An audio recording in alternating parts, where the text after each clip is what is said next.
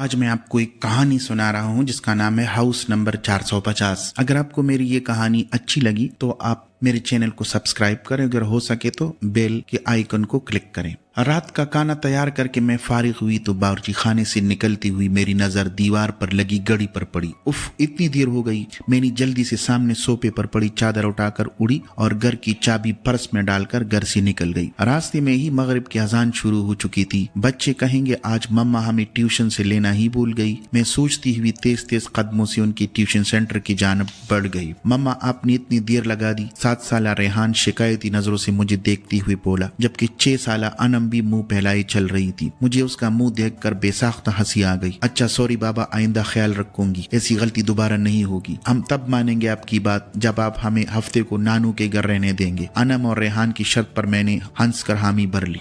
जल्दी चलो, तुम लोगों के बाबा भी घर आने वाले होंगे। मैं दोनों का हाथ पकड़कर सामने वाली गली में दाखिल हो गई। यह रास्ता शॉर्टकट था, इधर से जल्दी घर आ जाता था। वैसे तो मैं रोड से ही जाती थी, ज्यादातर इस गली से गुजरती हुई कतराती थी। उफ ममा, ये कितना डरावना घर है, इसको देखकर डर लग रहा है। रेहान हाउस नंबर 450 को देखते हुए बोला, जो बिल्कुल अंधेरे में डूबा हुआ था। अजीब वहशत बरस रही थी। इसकी बात पर मैं दोनों बच्चों को लेकर जल्दी से आगे बढ़ गई। रात घर के काम से फारिग होकर बिस्तर पर लेटी तो बेसाख्ता नजरों के सामने वो घर आ गया। उस घर से मेरा माजी जुड़ा हुआ था। मैं आहिस्ता आहिस्ता अपनी बीती माजी को सोचने लगी। मेरा नाम मलीना है। हम 3 बहनें और 1 भाई हैं। मेरे बाबा आर्मी में हुआ करते थे, जबकि अम्मा सादा सी घरेलू खातून थी। मैं इंटर में थी तो बाबा ने अम्मा की ख्वाहिश पर बड़ा घर ले लिया, क्योंकि जिस घर में हम थे वो घर हमें काफी छोटा पड़ रहा था। जिस दिन बाबा ने नया घर लिया हम सब बहन भाई बहुत खुश थे। 2 मंजिला ये बंगला निहायत खूबसूरत था। नीचे वाले हिस्से में 3 बेडरूम, बड़ा सा टीवी लाउंज और ड्राइंग रूम और बावर्ची खाना था, जबकि ऊपरी हिस्से में 2 बेडरूम, टीवी लाउंज और 1 स्टडी रूम था। छोटा सा बागीचा था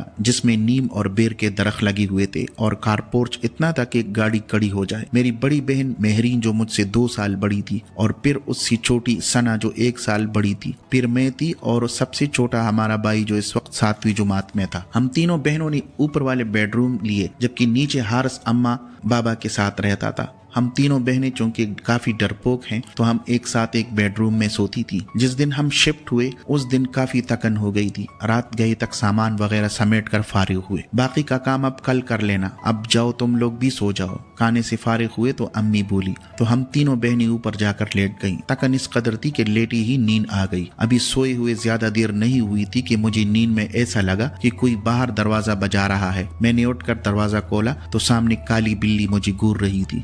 उसको देखकर मेरी बेसाख्ता चीख निकल गई। मेरी चीख पर मेरी बहनें घबरा कर उठ गईं। क्या हो गया, सब खैर तो है? मेहरीन ने मेरे पास आकर पूछा। तुम बिल्ली से डर गई? उसने हैरत सी बिल्ली को देखते हुए कहा, और मैं शर्मिंदा होकर वापस बिस्तर पर आकर लेट गई। हफ्ते की रात हम तीनों बहनें रात देर तक जाग कर बातें करती रही। यही कोई रात के 2 बजे होंगे। हमें ऐसा लगा बाहर टीवी लाउंज से बातों की आवाज आ रही है। इस वक्त कौन हो सकता है? हम बोलते हुए कमरे का दरवाजा खोलकर जैसे ही बाहर आए तो ऐसा मालूम हुआ जैसे ये बातों की आवाज बावर्ची खाने से आ रही थी। बावर्ची खाने में हमने झांका तो वो काली बिल्ली सामने काउंटर पर बैठी नजर आई। हमें देखकर उसने छलांग लगाई और सामने कमरे में घुस गई। हम अभी समझ नहीं पाए थे कि ये क्या हुआ। फिर हमारी नजर सामने जलती हुई चूल्हे पर पड़ी। ऐसी खुशबू आ रही थी कि जैसे कुछ पक रहा था। लेहरीन ने आगे बढ़कर चूल्हा बंद किया। हम तीनों ही घबरा से गए थे और इस बात का जिक्र हमने अगले दिन अम्मी से किया, जिस पर वो उल्टा हमें डांटने लगी कि जल्दी से सोया करो। इतवार खाला अपनी फैमिली के साथ हमसे मिलने आ गई। रात देर तक वो अपने घर में गई तो नीचे टीवी लाउंज में रख के तख्त पर बैठे हम तीनों बहनें और अम्मी बातें कर रही थी, जबकि अब्बू और हारिस सोने जा चुके थे कि अम्मी की नजर लाउंज से जाती हुई सीढ़ी पर पड़ी। अरे अलीना बेटा, ऊपर देखो, कोई बच्चा रह गया। खाला के छोटे छोटे बच्चे थे जो काफी शरारती थे। अम्मी को लगा कि कोई बच्चा ऊपर न रह गया हो। अम्मी की बात पर हमारी नजर भी ऊपर की जानब जाती। सीढ़ियों पर उठी तो दीवार पर छोटे बच्चे का साया नजर आया। मैं उठकर ऊपर जाकर देखने लगी, कोई भी नहीं था, जिस पर मैं खौफजदा होकर तेजी से नीचे आ गई। जब मैंने अम्मी को बताया कि ऊपर तो कोई भी नहीं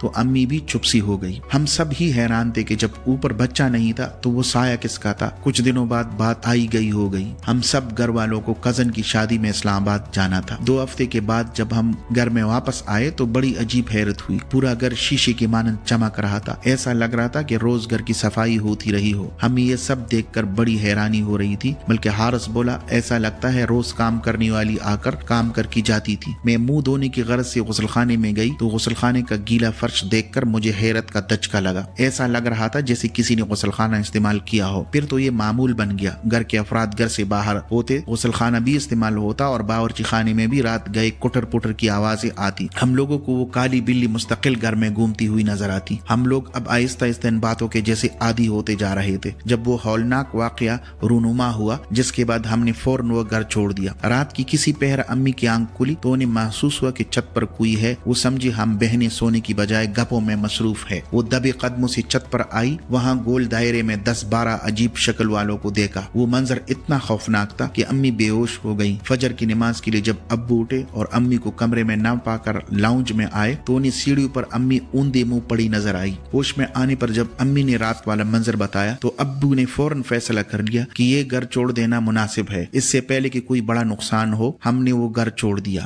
آج اتنے برس گزر جانے کے بعد بھی جب میں سوچتی ہوں تو خوف کی سرد لہر ہمارے جسموں میں دوڑ جاتی ہے کہ ہم 6 ماہ جس کو بلی سمجھتے رہے در حقیقت وہ ایک جن تھا.